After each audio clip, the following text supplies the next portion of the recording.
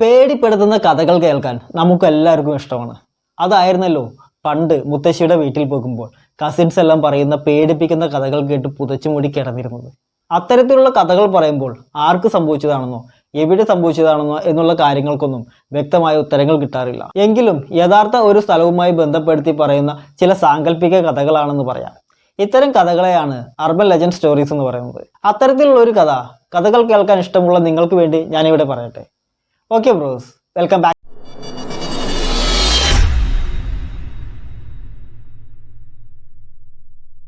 ഈ കഥ പ്രകാരം ഒരു ഭർത്താവും ഒരു ഭാര്യയും പുതിയൊരു വീട് വാങ്ങാനായി അന്വേഷിച്ച് നടക്കുകയായിരുന്നു.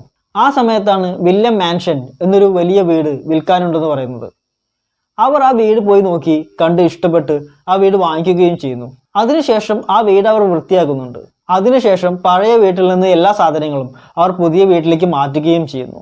ഈ ഭർത്താവും ഈ ഭാര്യയും അവരുടെ ഒരു വളർത്തുനായമാണ് പുതിയ വീട്ടിലേക്ക് താമസം മാറിയിട്ടുള്ളത്.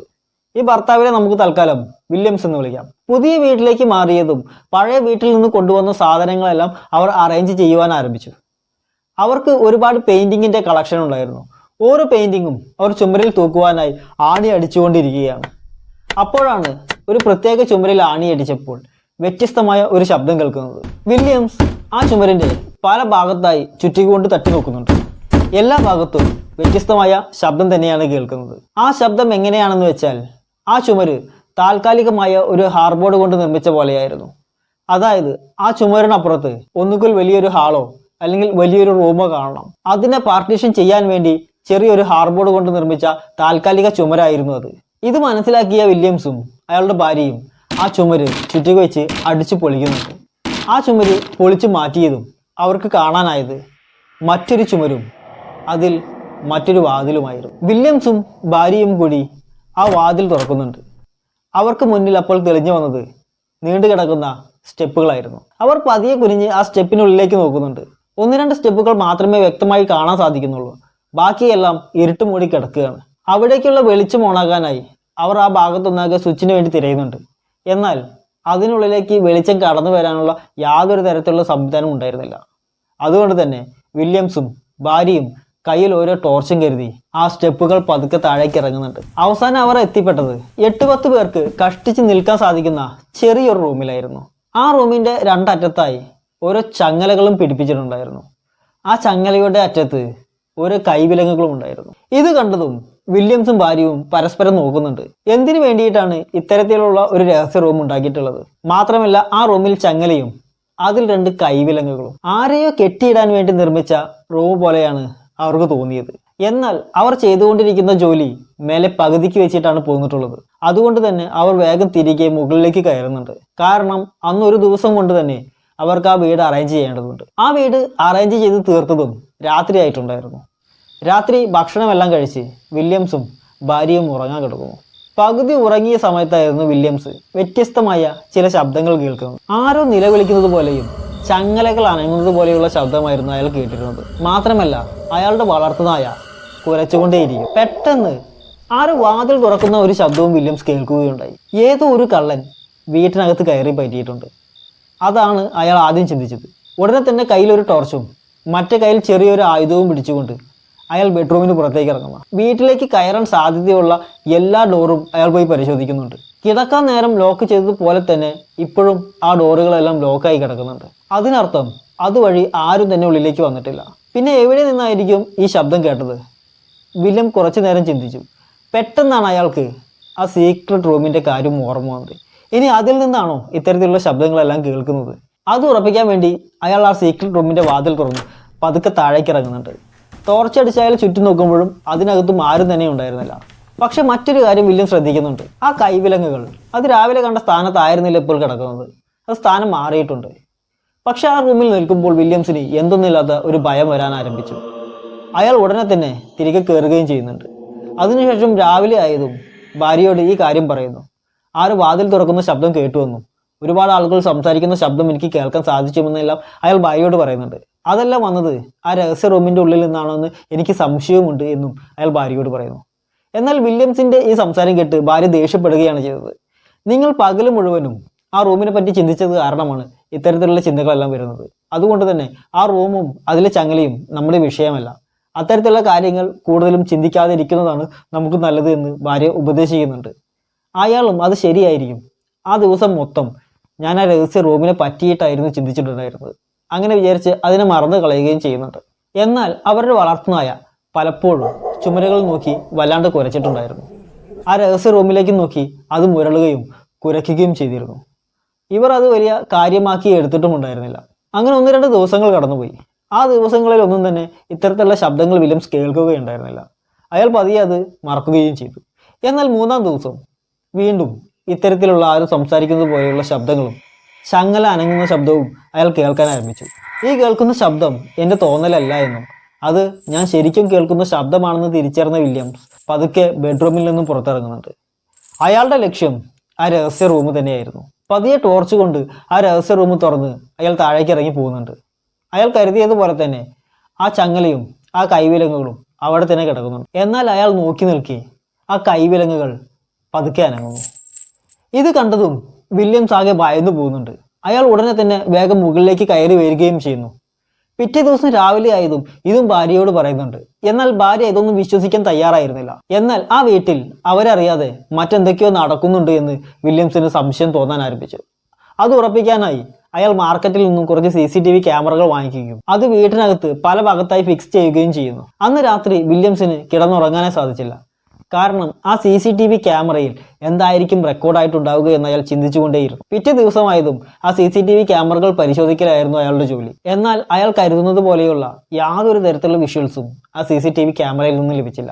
പിന്നെയും 1-2 ദിവസങ്ങൾ ഇത് തന്നെ തുടർന്നു. എന്നാൽ അയാൾ വിചാരിച്ചതുപോലെയുള്ള ഒരു വിഷ്വൽസും ആ CCTV ക്യാമറകളിൽ നിന്ന് ലഭിച്ചില്ല. എന്നാൽ അടുത്ത ദിവസം വില്യംസും ഭാര്യയും കിടന്നുറങ്ങുന്ന സമയം അയാളുടെ നായ വീട്ടിന്റെ ഹാളിൽ നിന്ന് മുരളുകയും കുരയ്ക്കുകയും ചെയ്യുന്നുണ്ടായിരുന്നു. പിറ്റേ ദിവസം അയാൾ ജോലികളെല്ലാം തീർത്ത് ഹാളിൽ വന്നിരിക്കുമ്പോഴാണ് തന്റെ നായ ആ റൂമിലേക്ക് നോക്കി, ആ രഹസ്യ റൂമിലേക്ക് നോക്കി മുരളുന്നത് അയാൾ ശ്രദ്ധിക്കുന്നത്. തലേ ദിവസം രാത്രിയും ഇത്തരത്തിലുള്ള ഒരു മുരൾച്ച അയാൾ കേട്ടിട്ടുണ്ടായിരുന്നു.